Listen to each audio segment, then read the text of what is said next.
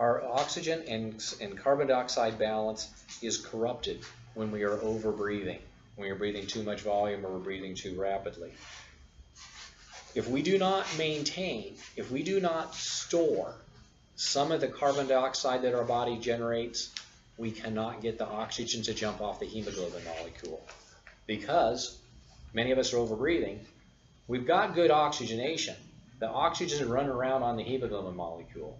But because there's not enough carbon dioxide stored up in the system, we can't get the oxygen to jump off the hemoglobin molecule. If it doesn't jump off the hemoglobin molecule, it's not doing us any good, okay?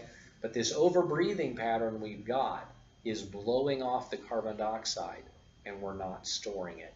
So that's something that I learned in dental school and forgot till about 6 months ago, until I relearned it in one of these courses I was taking. And I was like, oh my gosh, how could have I forgot that, okay? But that doesn't, none of this comes into effect when I'm fixing a cavity or I'm fixing a crown, because I am fixing the stuff. It's the damage due to this.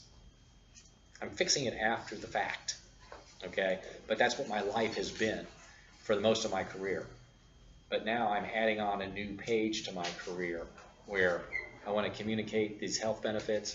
I also want to help people make their mouths bigger. If I can help them make them bigger from babies, being babies by the education, great.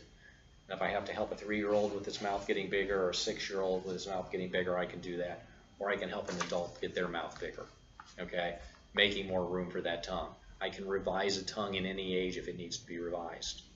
We can do exercises to promote nasal breathing. We can do exercises to produce proper tongue posture, and we can do exercises to produce proper swallowing patterns.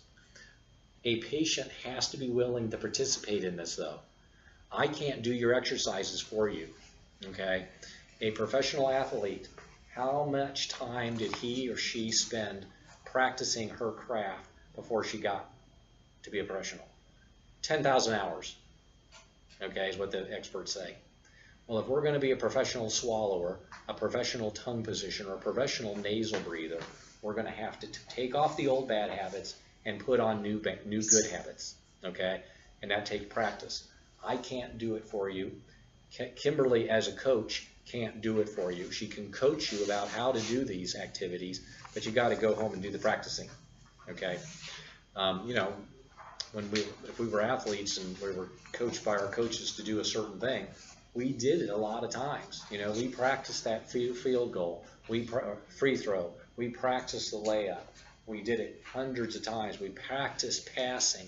If you're a baseball player, you play catch and play catch and play catch, you know, because you got to get all that stuff as muscle memory. Muscles remember. They remember what they practice. So this tongue is not dumb. It just hasn't been educated. You know, our parents didn't know. Our doctors didn't know that these things were so important when we were kids. They just weren't picked up. We didn't know that all of us were growing up with small mouths. We just didn't know, okay?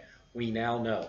Kevin Boyd's research and Mariana Evans' research in that article is telling us 300 years ago, our mouths were 15 millimeters bigger, okay? That is a huge amount.